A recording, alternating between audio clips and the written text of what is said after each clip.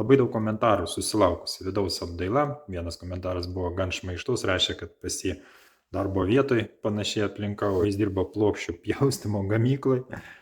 Dabar pasižiūrėsim namelį, kur dar nėra vidinės apdailos, tik sienos sutvarkytos, o paskui eisim pasižiūrėti ten, kur ir plytelės išklyvotos, kaip atrodo galutinis vaizdas.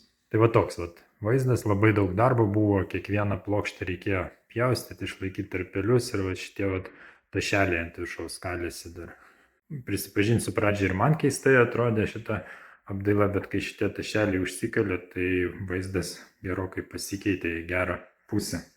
Na va, šitaip atrodo apdaila jau, kai suklijuotos plytelės, grindys.